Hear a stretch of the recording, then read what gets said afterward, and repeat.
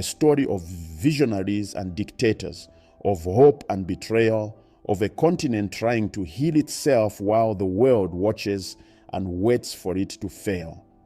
This is the untold story of the African Union.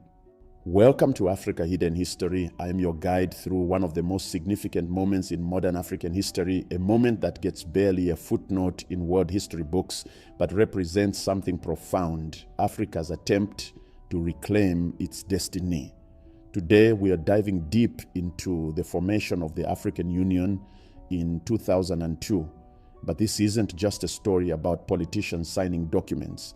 This is a story about identity, about what it means to be African in a world that divided your continent with rulers and pens, about whether 50+ nations, each with their own languages, cultures, and conflicts, can truly become one. We'll take you back to the roots of Pan-Africanism. We'll walk through the failed experiments that came before. We'll introduce you to the dreamers and the cynics, the revolutionaries and the compromisers, and we'll reveal the hidden forces both inside and outside Africa that shaped this continental union. By the end of this documentary, you'll understand why the African Union was born from the ashes of a failed organization, how Libya's controversial leader became its greatest champion, what secrets and struggles marked its creation, and most importantly, whether it's actually working.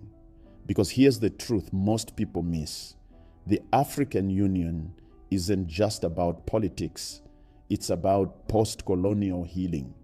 It's about whether Africa can write its own story or whether it will forever be written by others. Let's go back to where it all began. The year is 2002. The world is reeling from September 11th. America has invaded Afghanistan.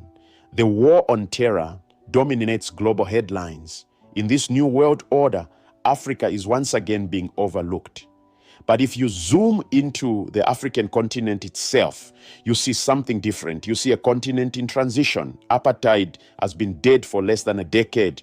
Nelson Mandela is no longer president, but his Rainbow Nation dream still echoes. Zimbabwe is descending into chaos under Robert Mugabe. Sierra Leone is emerging from a brutal civil war. Rwanda is still counting its dead from the 1994 genocide. This is a continent carrying the weight of its recent past. Colonial borders drawn by Europeans in the 1880s still divide ethnic groups and create tension